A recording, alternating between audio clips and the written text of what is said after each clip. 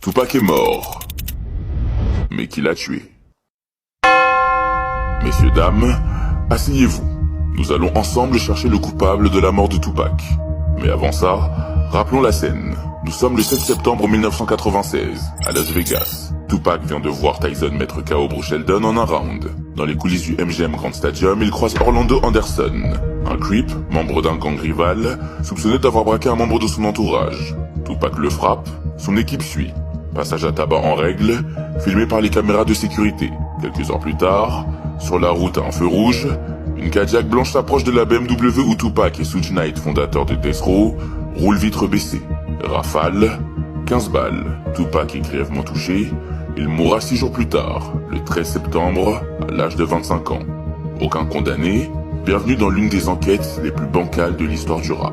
Alors voici notre première piste. Orlando Anderson lui-même, le fameux creep humilié quelques heures plus tôt, mobile parfait. La vengeance, il est interrogé, présenté comme suspect clé, puis relâché faute de preuves solides.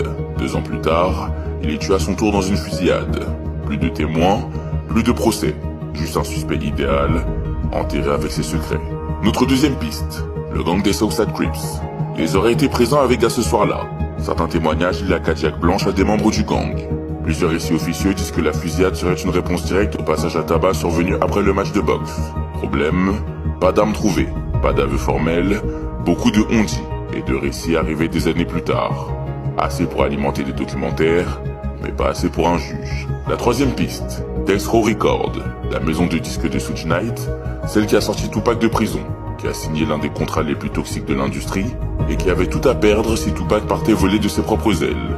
Plusieurs proches ont affirmé que Tupac voulait monter son propre label, prendre son indépendance. Dans ce business, un artiste qui veut partir avec son catalogue, ce n'est pas une bonne nouvelle. Suge était dans la voiture à quelques centimètres des balles, mais ressort quasi indemne. Coïncidence? Miracle? Ou juste un alignement de factures qui fait très mauvais genre? Quatrième piste, l'une des plus récentes et l'une des plus sombres. Le nom de Didi circule de plus en plus. Pendant des années, c'était une rumeur de connaisseurs, un truc de ceux qui savent. Aujourd'hui, à la lumière de nouvelles accusations et de témoignages sur sa carrière, ses méthodes et son rôle présumé dans certaines embrouilles de l'époque, beaucoup se reposent la question. Dans cette guerre East Coast-West Coast, est-ce que certains ont juste joué les businessmen, ou est-ce que certains ont aussi joué avec des vies?